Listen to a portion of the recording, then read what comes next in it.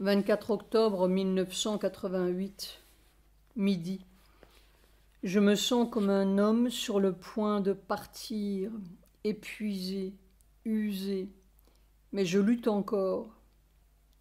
Soir, tout le dos comme déchiré en deux depuis la nuque jusqu'au bassin. Étrangement, il y a quelque chose qui est plus que de la douleur physique, qui est la douleur de je ne sais quoi.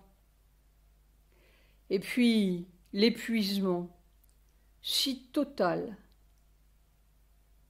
On devrait être mort et on vit, c'est cela. Mère aurait voulu faire cela en transe, mais je crois que ça ne se peut pas. Je ne sais pas. Quel est ce maléfice ?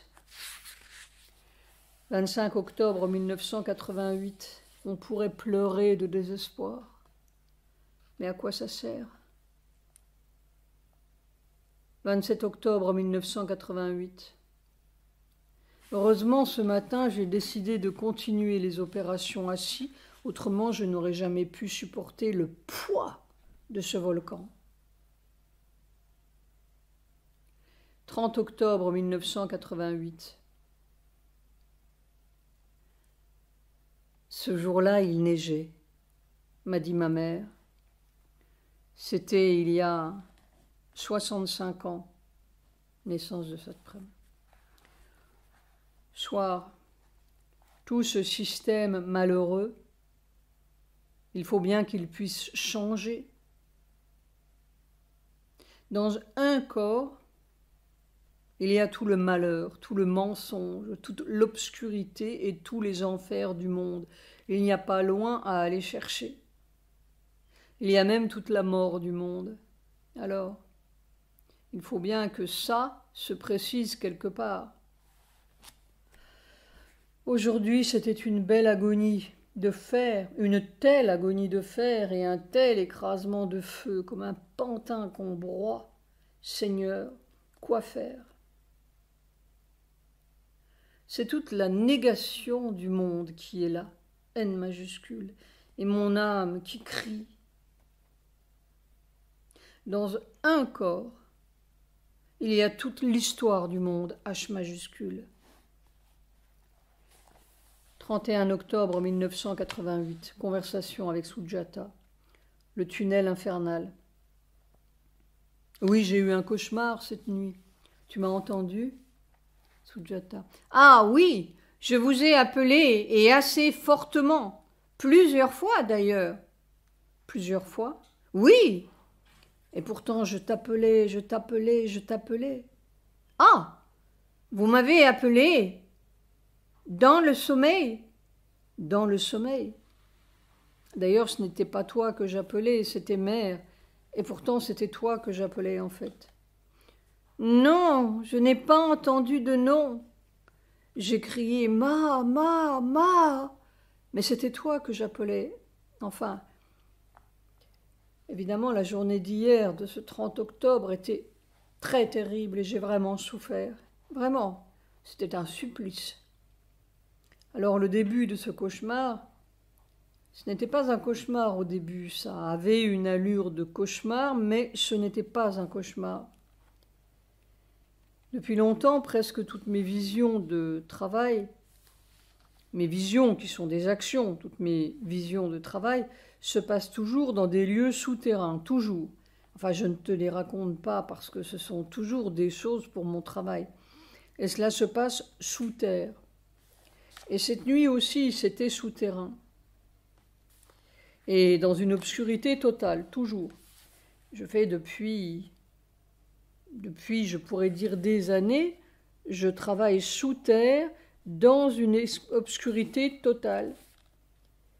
Et alors, c'était un peu bizarre quand même cette nuit, parce que d'habitude, dans tout ce travail souterrain que je fais, je suis ce que je suis, n'est-ce pas ? Seul. Je suis toujours seul.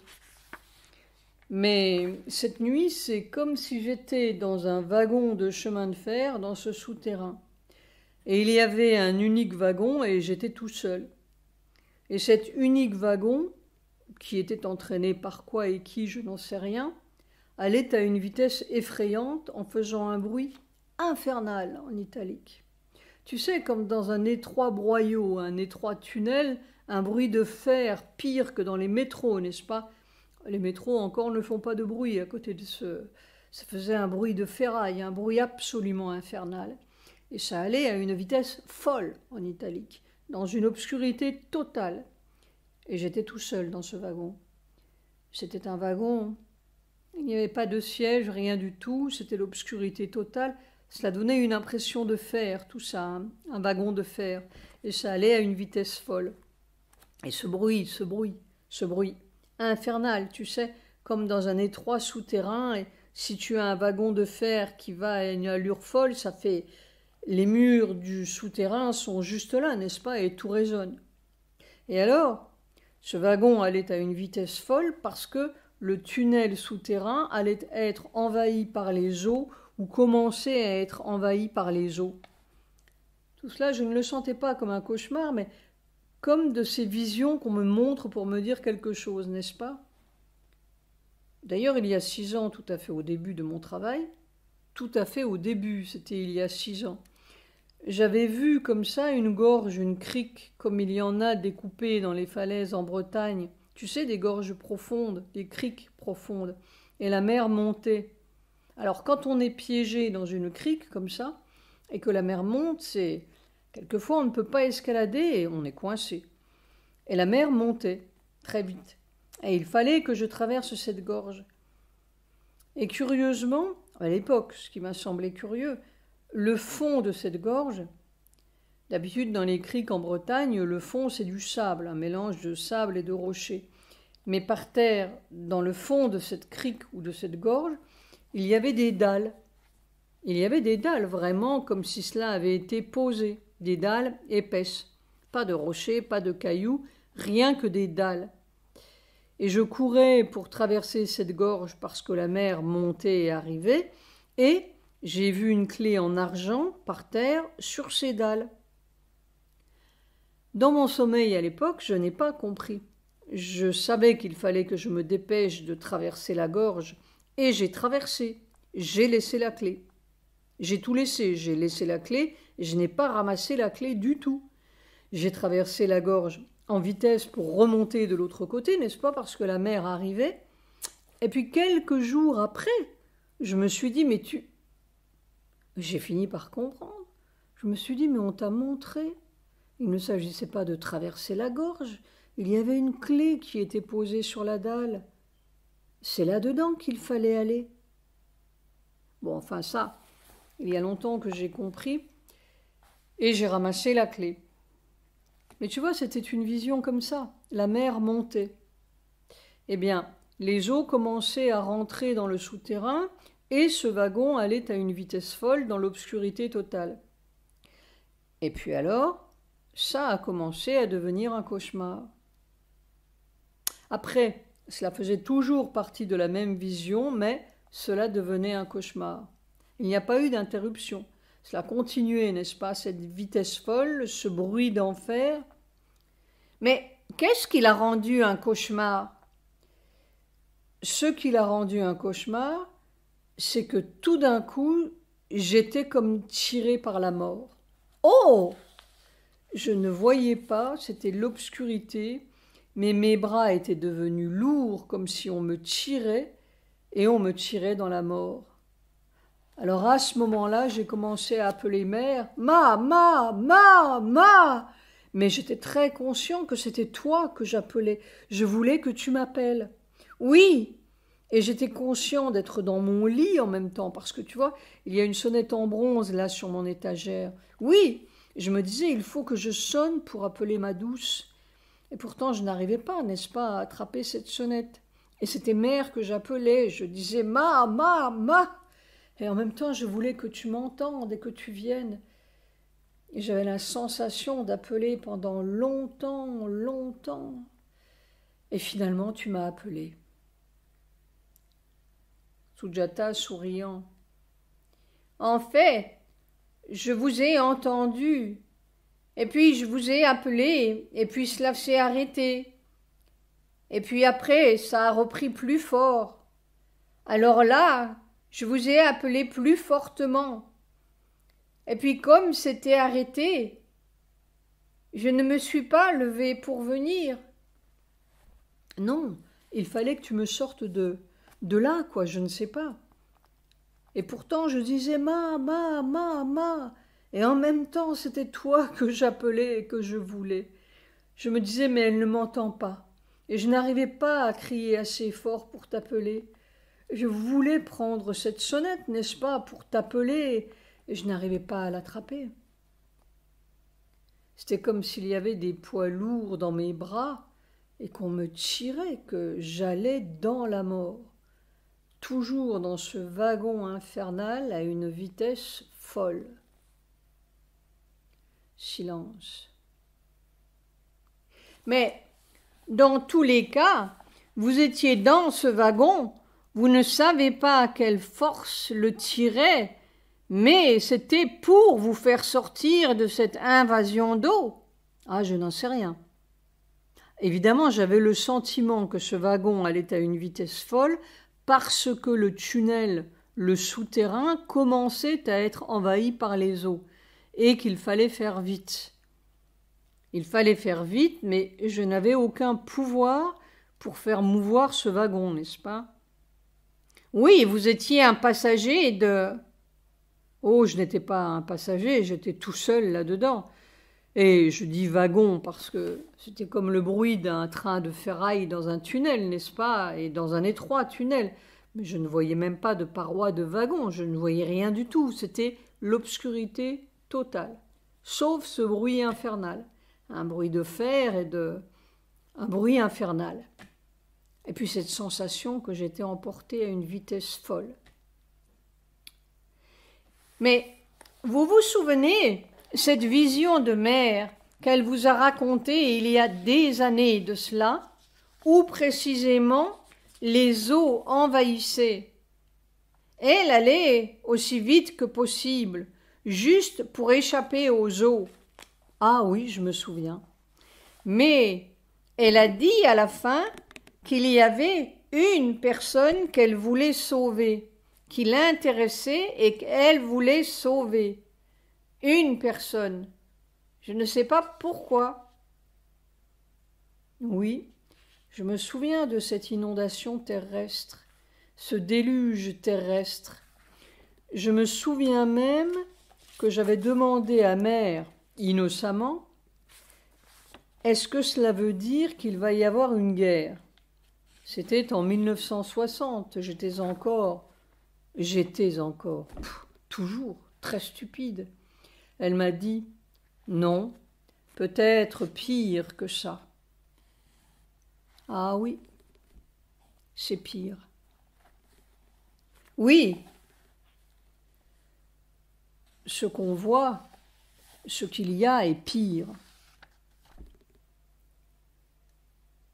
Mais enfin, ce tunnel était envahi par les eaux. Et il y a 6 ans, cette crique, là, j'étais dehors, n'est-ce pas? Et comme un imbécile, je voyais la clé. Une clé d'argent, une clé peut-être grosse comme la clé de ma salle de bain, n'est-ce pas? Qui était bien posée pas sur une dalle, c'était plein de dalles. Ce n'était que des dalles de roc, tu sais, mais des dalles polies, comme polies qui étaient posées au fond de cette gorge. J'étais déjà descendu dans la gorge, remarque. C'était déjà un boulot de descendre dans la gorge. Oui, mais comme l'eau montait, j'ai laissé la clé.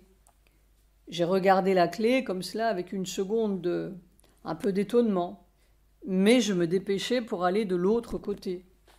Sujata riant. Pas eu le réflexe de ramasser la clé. Non, mais je l'ai regardée avec un...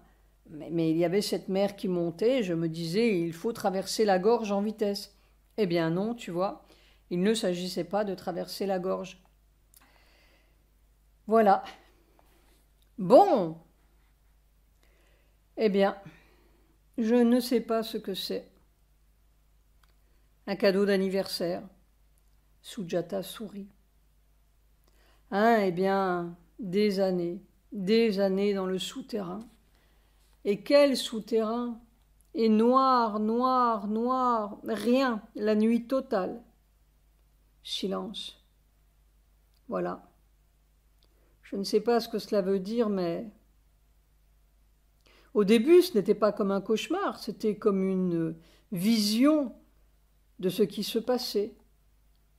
C'est depuis que vous avez... Non, c'est quand j'ai commencé à sentir que mes bras devenaient très lourds, comme s'ils étaient tirés, comme tirés dans la mort. À ce moment-là, j'ai commencé à crier « Ma, ma, ma !» Silence. Voilà.